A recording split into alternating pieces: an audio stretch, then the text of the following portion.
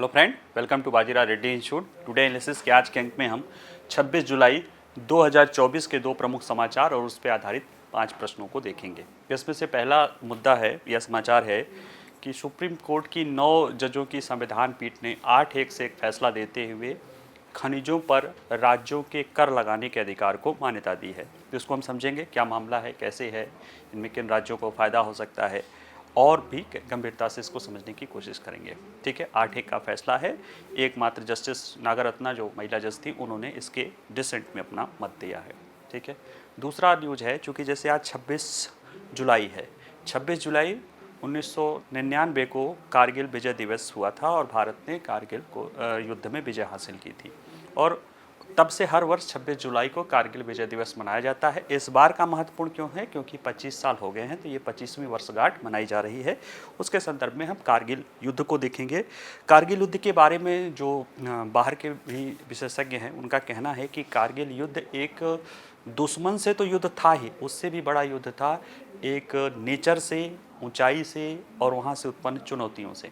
ठीक है, तो इन संदर्भ में समझने की कोशिश करेंगे और इसी आधार पर 5 प्रश्न जो हैं उसको देखेंगे। पहला है, खनन गतिविधियों पर कर लगाने की शक्तियां राज्यों के पास। सुप्रीम कोर्ट, सर्वोच्च न्यायालय का ये फैसला कल ही आया है। अभी ये तो तय हो गया है, सुप्रीम कोर्ट के 9 जजों की संविधान पीठ ने ये तो मान लिया है कि खनिज पर कर लगाने की शक्तियां राज्यों के पास है और रॉयल्टी कर नहीं होता है। क्यों? इसके पहले 87 में फैसला आया था 7 जजों की बेंच ने, जिसमें माना था कि रॉयल्टी कर होती है। हालांकि उसको डिफ्रेंशिएट करते हुए ये माना कि रॉयल्टी कर नहीं है, रॉयल्टी तो राज्य लगाते हैं, उसके ऊपर कर भी लगाने का अधिकार राज्यों के पास या उपकर लगाने का अधिकार राज्यों के पास है। ठीक है, तो इसको समझेंगे। एक फैसला अभी रह गया है कि ये जो निर्णय है वो रेट्रोस्पेक्टिव से लाया जाए या जब से निर्णय आया है तब से लगाया जाए। इसको लेकर 31 जुलाई को यानी बुधवार को फैसला होगा, तो उसमें जो मामला होगा वो हम आएंगे। आइए ज़रा देखते हैं क्या मामला है, चर्चा में क्यों है। देखिए, ये केंद्र राज्य संबंधों से जुड़ा एक विवाद है और उसमें भी खनिज से जुड़ा है। इसमें मामला देखिए ये होता है कि खनिज संसाधन वह राज्यों के जो संवैधानिक बंटवारा हुआ है उसमें भूमि पर कर लगाने, भूमि और उससे जुड़ी हुई जो चीज़ें हैं उस पर कर लगाने का अधिकार राज्यों को मिला हुआ है और खनिजों पर भी कर लगाने का अधिकार है, लेकिन वो राज्यों के संविधान के तहत, संसद के अधिकार के तहत है। लेकिन चूँकि कुछ खनिज कुछ ही राज्यों में होते हैं, ऐसे में अगर सिर्फ राज्यों के भरोसे छोड़ दिया जाता, संविधान ने छोड़ देती, तो फिर राज्य मनमाना कर लगा सकते हैं और खनिजों का विकास पूरे भारत को नहीं हो सकता। इसको ध्यान में रखते हुए केंद्र सरकार ने 1957 में एक MMDAR लाया था, जो है जिसके तहत पूरे देश में खनिज संसाधनों का, उसमें माइनर और मेजर एंड माइनर दोनों तरह के खनिजों का रेगुलेशन किया जाता है। उसमें जो खनिज तेल है यानी जो पेट्रोलियम है उसको और गैस है उसको बाहर रख के बाकी चीज़ों का किया जाता है। राज्यों को अपने अपने यहाँ रॉयल्टी का अधिकार था। हालांकि कुछ राज्यों ने उस पर अपने यहाँ उपकर लगाया था, जिसको लेकर विवाद हुआ था। पहले ये कहा गया था कि वो राज्य नहीं लगा सकते हैं। इस मामले में सुप्रीम कोर्ट ने कुछ निर्णय दिया है। तो आइए ज़रा सा इस संदर्भ में समझने की कोशिश करते हैं कि चर्चा में क्यों है। क्योंकि सुप्रीम कोर्ट ने खनिज संपन्न राज्यों को भारी राजस्व के प्रोत्साहन वाला एक ऐतिहासिक फैसला सुनाया। सुप्रीम कोर्ट की 9 न्यायाधीशों की संविधान पीठ में से 8-1 ने बहुमत से निर्देश दिया था। 8 एक तरफ थे और इसमें चीफ जस्टिस की अध्यक्षता में थी और उन्होंने ही निर्णय लिया है, उन्होंने निर्णय प्रोनाउंस किया है। कहा है कि राज्यों को खदानों और खनिज वाली भूमि पर खनिज अधिकारों पर कर लगाने का अधिकार है। राज्यों के पास ऐसा करने की विधायी क्षमता और शक्ति है। ठीक है, इसको उन्होंने ये सिंपल एक तरीके से देखा जाए कि राज्यों के पास खदानों और खनिज वाली भूमि और खनिज अधिकारों पर कर लगाने का अधिकार, खनिज डीड या खनिज के लैंड भूमि या जो उससे राजस्व होती है, खनिज संसाधन, उस पर कर लगाने का अधिकार होता है। और कैसा अधिकार है? ये संवैधानिक अधिकार है। ठीक है, शीर्ष अदालत ने कहा कि खनिज खदानों के मामले में कर व्यवस्था पर व्यापक प्रभाव वाले फैसले में कहा कि रॉयल्टी को कर नहीं माना जा सकता है। इसमें पहले क्या था कि एक राज्य रॉयल्टी लेते थे, जिसके तहत वो एक टेंडर राशि तय करते थे कि भाई इतना रॉयल्टी राज्य को मिलेगा। इसके बाद लोग जो है जिनको भी खनन करना था, चाहे सरकारी कंपनियां थी चाहे निजी कंपनियां थी, वो उतना शुल्क अदा करके, रॉयल्टी अदा करके और खनन कार्य शुरू करते थे। लेकिन कुछ राज्यों ने उस पर कर भी लगाया, उसको लेकर विवाद आया कि कर या उपकर लगाने का अधिकार राज्यों को नहीं है, वही एक्ट के तहत ये संसद को बने हुए अधिकार के तहत केंद्र के पास है। ठीक है, वो लेकर मामला आया, लेकिन यहाँ पे कहा गया कि नहीं, रॉयल्टी को कर नहीं माना जा सकता, रॉयल्टी अलग है, कर अलग है। और इस फैसले में जो लाभ होगा वो किनको होगा, इनको जो खनिज संसाधन संपन्न राज्य हैं, जैसे उड़ीसा है, झारखंड है, पश्चिम बंगाल है, छत्तीसगढ़ है, मध्य प्रदेश है, राजस्थान है, इन राज्यों को इस फैसले से फायदा होने वाला है। और अभी विवाद ये है कि इसे पहले से माना जाए, रेट्रोस्पेक्टिव इफेक्ट से माना जाए, या जब निर्णय हुआ है तब से माना जाए, क्योंकि अमूमन सुप्रीम कोर्ट के फैसले जिस दिन से निर्णय होते थे उसी दिन से माने जाते हैं। ठीक है, और संसद के पास अधिकारता है कि वो रेट्रोस्पेक्टिव इफेक्ट से भी कानून बना सकती है। अब इस मामले में है कि जिस दिन से निर्णय हुआ उस दिन से चलेगा या उसके पहले से भी ये निर्णय लागू। अगर पहले से चलेगा तो कई राज्यों ने जिन्होंने अपने यहाँ उपकर की व्यवस्था कर रखी है उनको बहुत ज़्यादा फायदा होने की संभावना है। ठीक है, इसमें देखिए ये मामला जो मेन है कि रॉयल्टी कर की प्रकृति में नहीं आती, ये सारा कुछ घूम फिर के इसी पर था। तो हुआ क्या था अभी देखेंगे इसमें कि रॉयल्टी और कर निर्णय दिया गया कि रॉयल्टी वह है, भले जैसे कि राज्य ही वसूल रही हो, यानी अपने किसी संसाधन को वो कॉन्ट्रैक्ट के साथ किसी पार्टी के साथ जाती है कि भाई आप हमारा ये संसाधन लोगे तो बदले में हमें ये पैसा दोगे। इसमें कभी राज्य के साथ जब संसाधन होता है तो राज्य के पास उसकी वसूली करने का भी अधिकार होता है, इसलिए कभी कभी रॉयल्टी को कर समझ लिया जाता है। ये मामला आया भी था और 7 जजों की संविधान पीठ ने कहा था कि रॉयल्टी और कर एक ही होता है। तो देखिए इसमें इसको क्लैरिफाई किया गया है। अभी जैसे जैसे आगे बढ़ेंगे तो हम इसको और डिटेल में इसमें समझते जाएंगे। देखिए प्रधान न्यायाधीश यानी चीफ जस्टिस ऑफ इंडिया ने स्वयं और 7 जजों की न्यायाधीशों की ओर से बहुमत का फैसला पढ़ते हुए कहा कि रॉयल्टी कर की प्रकृति में नहीं आती है, क्योंकि यह खनन पट्टे के लिए पट्टेदार द्वारा भुगतान किया गया एक संविदात्मक प्रतिफल है। यानी खनन जो पट्टा किसी को सौंपा जाता तो उसके बदले कुछ राशि देने की बात की जाती है, इसे टैक्स नहीं माना जाता है। यानी खनन का पट्टा या ठेका लेने के बदले दिया जाने वाला भुगतान होता है। कोर्ट ने कहा कि रॉयल्टी और डेड रेंट यानी खनिज भूमि की तय न्यूनतम राशि जिसका भुगतान खनन पट्टा लेने वाले के किया जाता है, इसे ये दोनों ही टैक्स की विशेषताओं को पूरा नहीं करते हैं। ठीक है, ये यानी जो डीड रेंज यानी जिस पे खनिज किया जाता है उसका भी जो सरकार किराया वसूलती है या जो रॉयल्टी लेती है, ये दोनों चीज़ें कर के दायरे में नहीं आते हैं। सुप्रीम कोर्ट ने जो ये निर्णय दिया था 25 जुलाई को, यानी कल जो निर्णय दिया है, इसमें 1989 के इंडिया सीमेंट मामले में रॉयल्टी को टैक्स मानने की व्यवस्था देने वाले 7 जजों की पीठ के फैसले को इसने खारिज कर दिया है। कोर्ट के अनुसार रॉयल्टी का भुगतान किसी खास काम करने के लिए किया जाता है। यानी आप रॉयल्टी किसी को, यानी राज्य सरकार अगर आपसे रॉयल्टी दे रही है तो कुछ वो आपको दे रही है, जैसे उसका कोई, जैसे खनिज संसाधन आप ले रहे हो या कुछ और जमीन का उपयोग कर रहे हो, उसके बदले वो किराया ले रही है या रॉयल्टी ले रही है, उसके बदले में राज्य कुछ न कुछ दिया जाता है, जैसे मिट्टी या खनिज निकालना। लेकिन कर कानून द्वारा निर्धारित किया जाता है। कर में ये खास बात होती है, उसके बदले जिससे कर राज्य लेता है उसके बदले कुछ देता नहीं है, वो उसका संप्रभु अधिकार होता है। राज्य का संप्रभु अधिकार होता है लोगों से कर वसूलना, जबकि रॉयल्टी निजी क्षेत्र भी ले सकता है। जैसे हम कोई पढ़ा रहे हैं, हमारे ये वीडियो है, इसको अगर कोई उपयोग करता है उसके बदले हम रॉयल्टी ले सकते हैं। चूंकि राज्य लेता तो उसमें वसूलने या करने का भी अधिकार होता है, लेकिन वह रॉयल्टी है, वह एक तरह से आप कह सकते हो उस किसी के बदले, उसके किसी संसाधन के बदले आप उसको चुकाते हैं, जबकि कर के बदले कोई चीज आपसे चुकाया नहीं जाता है कि हाँ भाई हम राज्य इसके बदले, जैसे राज्य इसी पर कर लगा दे तो उसके बदले में आप उसको कुछ चुकाने के नहीं, वो संप्रभु यानी जो राज्य होता है, संप्रभु होता है, वो उसका विशेष अधिकार होता है। देखिए न्यायालय ने कहा कि रॉयल्टी लीज डीड से प्राप्त होती है, जबकि कर कानून के अधिकार द्वारा लगाया जाता है, उसका अधिकार है जिसके तहत वो कानून लगा सकता है। और फैसले में इस बात पर जोर दिया गया कि रॉयल्टी किसी सार्वजनिक उद्देश्य के लिए सार्वजनिक प्राधिकरण द्वारा दी जाने वाली अनिवार्य वसूली नहीं है। ये चीजें किसकी गुण है, ये कर द्वारा, कर के लिए होता है। ये पट्टाकर्ता और पट्टाधारक के बीच सहमत खनन पट्टे के द्वारा ही तय किया जाता है, जबकि किसी सार्वजनिक प्राधिकरण द्वारा, यानी राज्य हो, केंद्र हो, या मतलब निजी स्थानीय संस्थाएं हों, इनके द्वारा निर्धारित कर योग्य घटना के संबंध में जो है लगाया जाता है। ठीक है, इसके विपरीत कर किसी सार्वजनिक प्राधिकरण द्वारा कानून द्वारा निर्धारित कर योग्य घटना के संबंध में लगाया जाता है, जिसका उपयोग सार्वजनिक कार्य के लिए किया जाता है। डेड रेंट पर भी यही सिद्धांत लागू करते हुए बेंच ने माना कि न तो रॉयल्टी और न ही डेड रेंट उन शर्तों को पूरा करते हैं जो उन्हें कर बनाती है। कर कौन होगा? सरकार द्वारा किसी कानून के द्वारा, किसी सार्वजनिक संस्था द्वारा, किसी सार्वजनिक कानून के द्वारा सार्वजनिक उद्देश्यों के लिए लगाया जाता है। और यह भी जान लीजिए, उसके बदले वो कोई दायित्व नहीं तय करता कि उसके बदले वो आपको कुछ देगा। जबकि रॉयल्टी में, डेड रेंट में, अगर डेड रेंट है यानी जमीन की है तो उस पर आपको, उसके बदले आपको जमीन का उपयोग करने के लिए मिलेगा। रॉयल्टी है तो आप उस संसाधन को उपयोग करेंगे। इसलिए इसमें न्यायालय ने डिटेल में इसको समझा कि कर किसे कहेंगे, रॉयल्टी किसे कहेंगे, और कर और रॉयल्टी एक नहीं है। इससे क्या हो गया कि राज्यों के लिए राहत हो गया।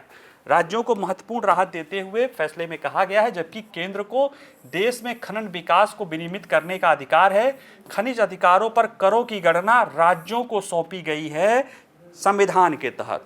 लेकिन यह स्पष्ट किया गया है कि संसद द्वारा लगाई जा सकने वाली सीमाओं के अधीन है। यानी जो राज्य द्वारा कर, खनिज संसाधनों पर जो कर लगाएगा उसके लिए जो संसद सीमाएं लगाएगा उसी के अधीन होगा। और इसमें जो निषेध है वो भी संसद के कानून के तहत लगाया जा सकता है। क्योंकि कई लोगों ने कहा कि फिर कुछ संसाधन किसी विशेष राज्य में है तो उसमें वो ढेर सारा कर लगा सकता है जिसका इस्तेमाल पूरे देश को न मिले। तो उसके लिए कहा गया है कि संविधान में व्यवस्था है कि इसको रेगुलेट करने के लिए संसद के पास अधिकार है, और संसद उसको लेकर जो निषेध लगाएगी उसके अधीन रहते हुए राज्यों को कर लगाने का भी अधिकार है। रॉयल्टी लेने का तो है, वो तो अलग ही है। ठीक है, इसका मतलब है कि अगर केंद्र MMDR अधिनियम 1957 जो है के तहत खनन कार्यों पर मौजूदा कानून को संशोधित करना चाहती है ताकि राज्यों को कर लगाने की शक्ति से वंचित किया जा सके तो वो ऐसा कर सकती है। लेकिन अभी व्यवस्था यही है कि अभी राज्य कर लगा सकते हैं, सुप्रीम कोर्ट ने अपने इस फैसले में कहा। और इस पीठ ने इस चिंता को भी खारिज कर दिया कि राज्यों को खनिज अधिकारों पर कराधान के लिए अधिकार देना खनिज विकास के खिलाफ होगा। ये मामला और केंद्र सरकार और लोगों द्वारा तो लगाया ही गया था। इस मामले को जो 9 जजों में एक जज थी जस्टिस नागरत्ना, उन्होंने भी यही कहा कि ये विकास में बाधक हो सकता है। तो इस पे उन्होंने कहा कि इस बात पर जोर दिया कि संविधान संसद को यह अधिकार देता है कि वह उन सीमाओं को लागू करने के लिए कदम उठाए जिसके आधार पर राज्य विधानमंडल खनिज अधिकारों पर कर लगा सकता है। ऐसे में कोई बाध्यता नहीं है कि इसका विकास हो जाएगा, संसद के पास अधिकारता है। संसद कानून के अनुसार अगर चाहेगी तो ऐसा कर देगा। यह मामला 9 न्यायाधीशों तक पीठ तक पहुंचा कैसे? तो देखिए, इसमें कुछ 86 याचिकाएं थी और ये मामला 2011 से ही आया था कि यह प्रश्न था कि केवल केंद्र सरकार ही कर लगा सकती है या राज्यों के पास भी अपने अधिकार क्षेत्र में खनिजों पर कर लगाने का अधिकार है। 2011 में यह मामला आया था। पहली बार यह मुद्दा इंडिया सीमेंट लिमिटेड और मद्रास उच्च न्यायालय के वाद में आया था, जिसमें तमिलनाडु सरकार के उस निर्णय की पुष्टि की गई थी जिसमें कंपनी ने राज्य खनन कार्यों के लिए कर लगाया था। हालांकि इस फैसले के विरुद्ध में इंडिया सीमेंट आगे चली गई थी और कहा था कि राज्य पहले से ही रॉयल्टी का वो भुगतान कर रही है तो इस पर ऊपर से उपकर लगाना राज्य की विधायी क्षमता से ऊपर है, क्योंकि शेष केंद्र सरकार में आता है, संसद में आता है। ये उसको बताया गया कि राज्य पहले से ही रॉयल्टी लगाती है, अगर उसके ऊपर आप कर लगाते हो तो वह शेष की श्रेणी में होगा। ठीक है, लेकिन तमिलनाडु सरकार ने अपने बचाव करते हुआ कि यह उपकर खनिज अधिकारों पर भूमि राजस्व का एक हिस्सा है। भूमि पर जो राजस्व लेने का या उसके उत्पादन पर जो कर लगाने का अधिकार है राज्य को, आर्टिकल उनके 7वीं सूची के जो दूसरी अनुसूची राज्य सूची की विषय है उसमें जो प्रविष्टि 49 उसके तहत ही है। हालांकि यह मामला 7 न्यायाधीशों के पीठ में गया था और उन्होंने कहा था कि रॉयल्टी और कर एक ही है, ऐसे में कर पर उपकर नहीं लगाया जा सकता है। लेकिन वो मामला फिर ये समाप्त हो गया था। एक और मामला आया था 2004 में, पश्चिम बंगाल और केशोराम इंडस्ट्रीज को लेकर आया था और इन्होंने कहा था कि 89 के फैसले में 5 न्यायाधीशों की पीठ ने कहा कि कुछ त्रुटि रह गई है और उसको लेकर ये आगे बढ़ा था और ऐसे ऐसे मामला फिर बढ़ते बढ़ते न्यायाधीशों के, क्योंकि 7 जजों का फैसला था, उसे 9 न्यायाधीश ही पलट सकते थे और उन्होंने इसे पलट दिया। खनन को विनियमित करने और कर लगाने की केंद्र और राज्यों की शक्ति पर निर्णय में इनमें जो बातें कही गई थी, इसमें मेनली संविधान की जो 7वीं अनुसूची है उसमें केंद्र सूची और राज्य सूची 2 विषय हैं। उसमें कुछ प्रविष्टियां थी, जैसे कि एक राज्य संघ सूची यानी सूची 1 जिसे संघ सूची कहते हैं, उसमें प्रविष्टि 54 है, वो खानों और खनिज विकास के विनियमन की शक्ति केंद्र सरकार या संसद को देती है। इसी के तहत संसद ने अधिनियम बनाया है। लेकिन राज्यों के पास भी कुछ शक्तियां हैं, जैसे राज्य सूची है या उसमें प्रविष्टि 23 ये खानों और खनिज विकास को विनियमित करने की राज्य की शक्ति देती है, हालांकि ये शक्ति संसद के शक्ति के अधीन रहेगी। दूसरा है 50 खनिज अधिकारों पर राज्य की कराधान शक्ति, यानी खनिजों पर कर लगाने की शक्ति राज्यों के पास है, हालांकि ये केंद्रीय जो संसद की जो अधिनियम होगा, रेगुलेशन होगा, उसके अंतर्गत रहेगी। और एक और है आर्टिकल 49 जिसमें भी ये कहा गया है कि जो राज्य जैसे जो लैंड राजस्व है उसी तरह की चीजें इसमें शामिल की गई है। और इस तरह से इन्होंने कहा कि संविधान के तहत राज्य विधानसभाओं के पास खानों और खनिज विकास को विनियमित करने की पूर्ण विधायी शक्ति है, इसमें कोई शक नहीं है संविधान के तहत। लेकिन वह संसद यानी संप्रभुता का एक मामला संवैधानिक सीमाओं के अधीन है और संसद द्वारा कानून के माध्यम से विनियमित करने के सीमा के अधीन रह सकती है। यानी एमएमडीआर एक्ट के तहत अगर कोई विनियमन आता है और उस पर रोक दिया जाता है तो वो रोक हो जाएगी, जब तक नहीं रोका जाता है तब तक संविधान के तहत राज्यों को कर लगाने की शक्ति है। तो अब अगर केंद्र को लगेगा तो वो इसमें संशोधन करेगा और ये चीजें हमारी है। दूसरा समाचार है वो ये है कि कारगिल विजय दिवस की 25वीं वर्षगांठ, और ये क्या है, कारगिल की दुर्गम परिस्थितियों पर विजय प्राप्त करने की कहानी है। कारगिल विजय दिवस ये बताती है कि कैसे हमारे वीर सैनिकों ने अदम्य साहस का परिचय देते हुए न केवल दुश्मन सेना से लड़ाई की, बल्कि दुर्गम याद कर सकते हो कि परिस्थितियों से भी लड़ाई की, जिसमें न केवल मनुष्यों को बल्कि मशीनों को भी कई सारी चुनौतियों का सामना करना पड़ा है। तो आज 25वां वर्षगांठ है 26 जुलाई को। आइए ज़रा देखते हैं कि इसके बारे में थोड़ा सा चर्चा में क्यों है। क्योंकि कारगिल युद्ध आधिकारिक तौर पर 25 साल पहले 26 जुलाई 1999 को समाप्त हुआ था और हर वर्ष कारगिल विजय दिवस इसी दिन पर मनाया जाता है। यह दिवस पाकिस्तान के खिलाफ भारत की जीत, उसके सैनिकों के बलिदान की याद दिलाता है जिन्होंने कारगिल में विजयी होने के लिए पाकिस्तानी घुसपैठियों से कहीं ज़्यादा बहादुरी दिखाई थी। यह शुरुआत तब हुआ था जब पाकिस्तान के घुसपैठिए नियंत्रण रेखा पार करके लद्दाख के कारगिल जिले में ऊंचे ठिकानों पर कब्जा कर लिया था। 3 मई को ही ये बात पता चली थी और तब से लेके बात चलते चलते अगर देखा जाए तो ये 26 जुलाई तक चीज़ें चली थी। तो क्या है कारगिल विजय दिवस? कारगिल विजय दिवस 26 जुलाई को मनाया जाता है। यह कारगिल युद्ध के दौरान भारतीय सेना की विजय का प्रतीक है। कारगिल विजय दिवस क्यों? क्योंकि एक ऑपरेशन विजय चलाया जा रहा था और वैसे भी विजय दिवस विक्ट्री दिवस होती है और ऑपरेशन विजय भी सफल हुआ था, इसलिए इसे भी कारगिल ऑपरेशन विजय दिवस कहा जाता है। यह युद्ध 1999 की शुरुआत में यानी 3 मई से ही शुरू हो गया था। पाकिस्तानी सैनिकों द्वारा गुप्त रूप से नियंत्रण रेखा पार करके आना और वहाँ पे स्थापित हो जाने की बात की गई थी। बाद में ये सारी चीज़ें चली थी। 26 मई को ऑपरेशन विजय चला था और इसमें ऑपरेशन विजय के तहत प्रतिकूल मौसम के बावजूद हमारी सेना ने वहाँ के घुसपैठियों को खदेड़ा था और अंततः 26 जुलाई 1999 को विजय का जो है आधिकारिक रूप से घोषणा किया गया था और उसी दिन से हमें कारगिल विजय दिवस मनाया जाता था।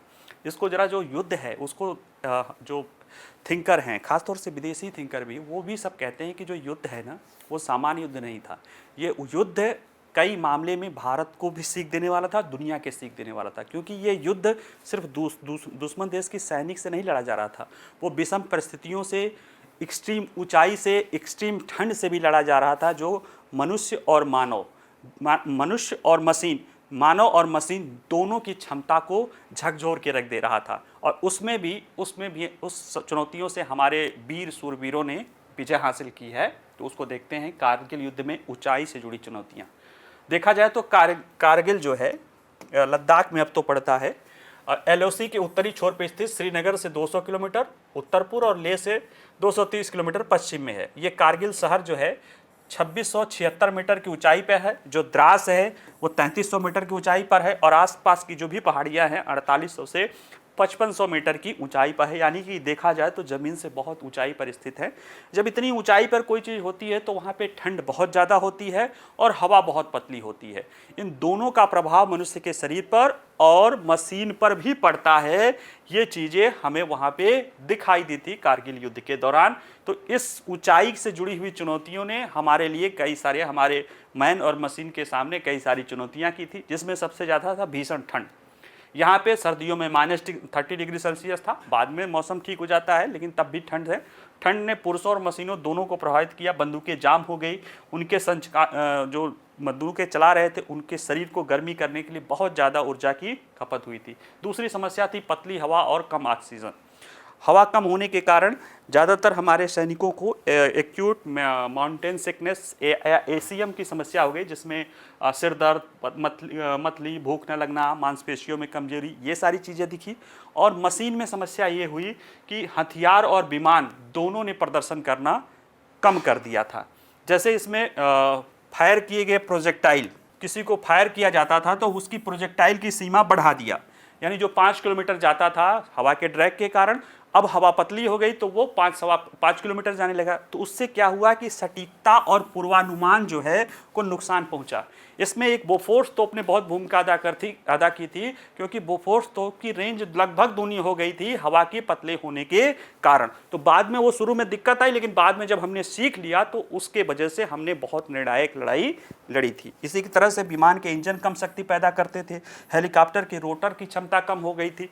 ये कुछ चुनौतियाँ थी जिन्होंने देखा। और अंत में दुर्गम इलाके में सैनिकों पर महत्वपूर्ण, यानी उनकी मोबिलिटी बहुत प्रभावित हुई थी, क्योंकि दुश्मन सैनिक ऊपर चढ़े थे और वहाँ से सिर्फ एक पत्थर फेंक देते थे, वो हमारे लिए बम से भी बड़ी ज़्यादा दुक्कत करता था। तो इन सारी चुनौतियों को हमने जीता है। तो यही युद्ध जो है, देखिए कि सभी बाधाओं के विरुद्ध विजय था, ऑपरेशन विजय। जब दुश्मन का, इसमें कहा गया, जब दुश्मन का सामना ऊंची चोटियों पर हो तो पहाड़ी पर कब्जा करने के अलावा कोई विकल्प नहीं होता है, क्योंकि वो आपसे बेहतर स्थिति में हमेशा होते हैं। और भारतीय सेना ने यही किया, जबकि दुनिया को पता, पाकिस्तानी सेना को लगता है कि भारतीय सेना का ऐसा करना वो आत्मघाती कदम होगा, लेकिन भारतीय सेना ने इसको किया और पाकिस्तानी घुसपैठियों से अपनी चोटियों को मुक्त किया।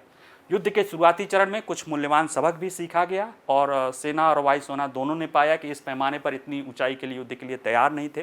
कई सारी हमारी कमियां आई, बाद में उसमें कमेटी भी बनी थी और कैबिनेट सेक्रेटरी की, और उसके बाद बहुत सारे सुधार हमारे किया गया।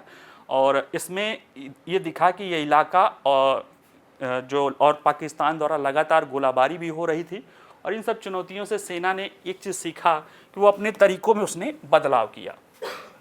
उसने ऊंचाई पर हमला करने की तकनीकों को और बेहतर बनाया। वो रात दिन में डायरेक्ट नहीं करते थे, घूम के जाते थे, हमला करते थे।